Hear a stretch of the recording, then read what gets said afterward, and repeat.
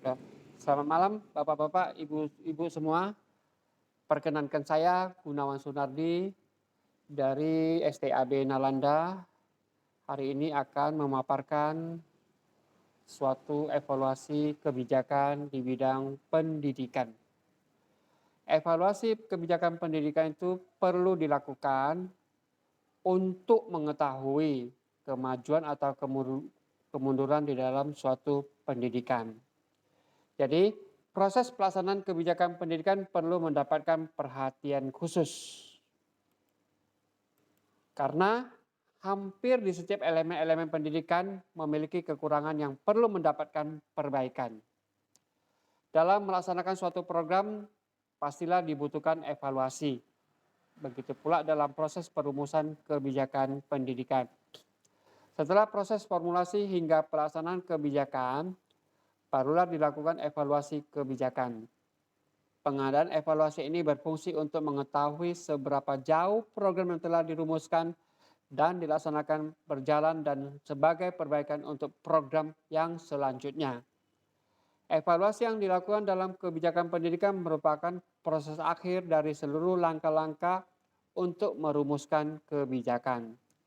Maka dari itu, pentingnya evaluasi sejak dini dilakukan formulasi kebijakan agar mencegah terjadinya kegagalan dalam pelaksanaan kebijakan. Pengertian evaluasi kebijakan pendidikan.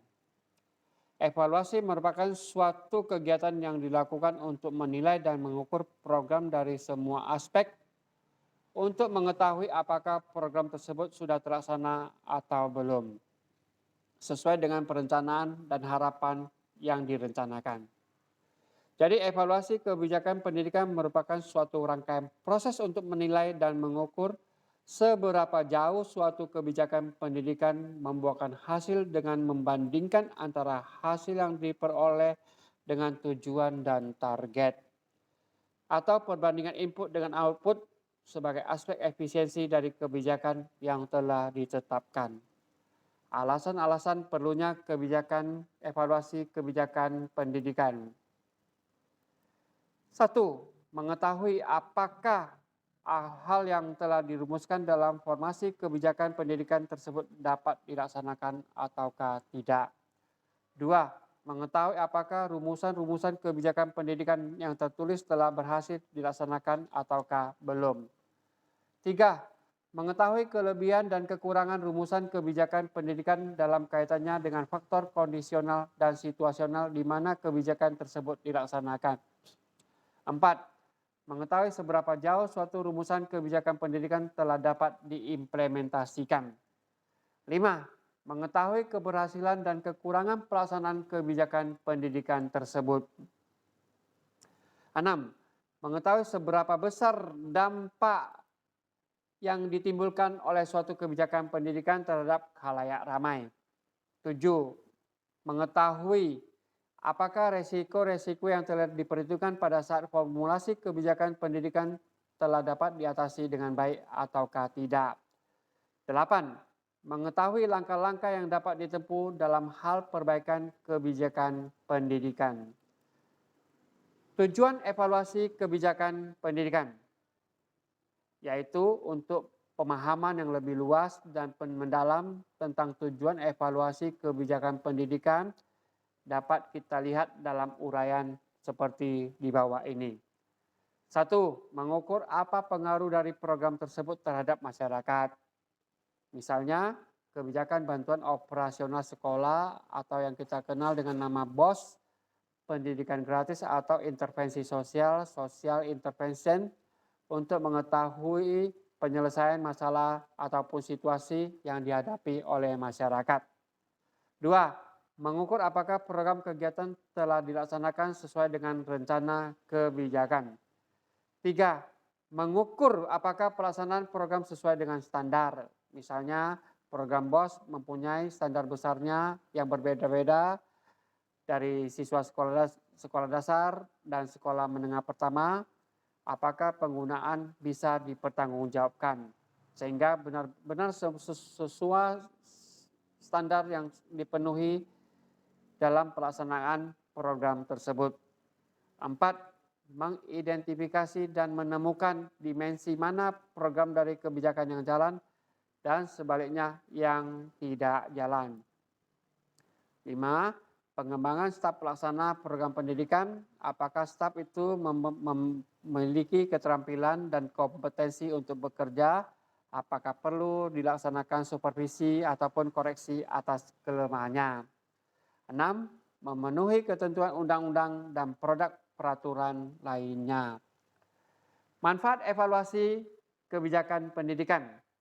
Manfaat evaluasi kebijakan dapat kita klasifikasi dalam 2 dimensi, yaitu internal dan eksternal.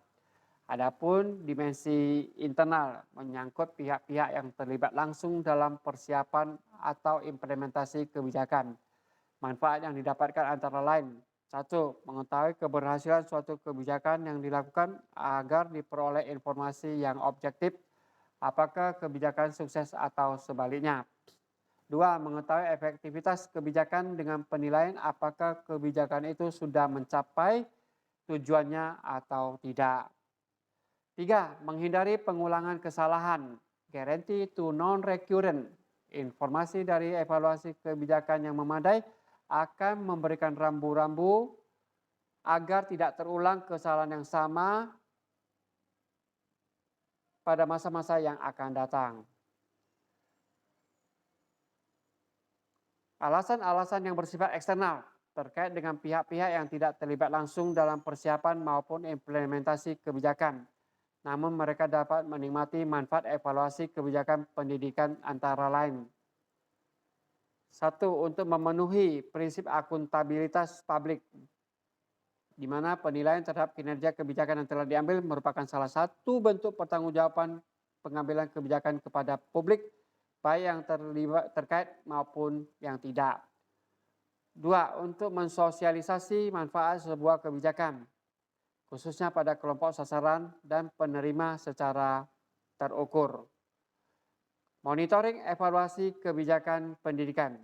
Monitoring merupakan prosedur kebijakan pendidikan yang digunakan dalam rangka menghasilkan informasi tentang sebab akibat dari kebijakan-kebijakan yang dapat menggambarkan hubungan sebab akibat antara pelaksanaan program dan kebijakan serta outcome-nya dengan sumber daya utamanya adalah pengetahuan tentang pelaksanaan kebijakan. Monitoring dilakukan oleh pimpinan untuk melihat, memantau jalannya organisasi selama kegiatan berlangsung, sekaligus mengukur, menilai ketercapaian tujuan, mencermati faktor pendukung, dan penghambat pelaksanaan program kebijakan pendidikan. Dalam monitoring atau pemantauan dikumpulkan data dan dianalisis. Hasil analisis diimplementasikan dan dimaknakan sebagai masukan oleh pimpinan sebagai bahan atau data mengadakan perbaikan. Monitoring evaluasi kebijakan dapat berfungsi untuk 1. Ketaatan atau compliance, menentukan bentuk tindakan administrator, staf dan semua yang terlibat mengikuti standar operasional prosedur yang sudah ditetapkan. 2. Pemeriksaan auditing, menetapkan apakah sumber dan layanan pendidikan yang diberikan sudah mencapai target dan sasaran. 3. Laporan accounting, menghasilkan informasi yang dapat membantu mengkalkulasikan hasil perubahan sosial dalam masyarakat sebagai dampak implementasi kebijakan dalam satu periode waktu tertentu. 4. Penjelasan, explanation, menghasilkan juga informasi yang dapat membantu menjelaskan akibat kebijakan dan mencari penyebab mengapa antara perencanaan dan pelaksanaan mengalami ketidakcocokan. Evaluasi kebijakan pendidikan memiliki beberapa kriteria. Yang pertama adalah efektivitas, berkenaan dengan apakah suatu alternatif mencapai hasil yang diharapkan atau mencapai tujuan dari diadakannya sebuah tindakan. 2. Efisiensi, berkenaan dengan jumlah usaha yang diperlukan untuk menghasilkan efektivitas tertentu. Efisiensi yang merupakan sinonim dari rasionalitas ekonomi adalah hubungan antara efektivitas dan usaha yang terakhir umumnya diukur dari ongkos moneter. Efisiensi biasanya ditentukan melalui perhitungan biaya per unit produksi atau layanan.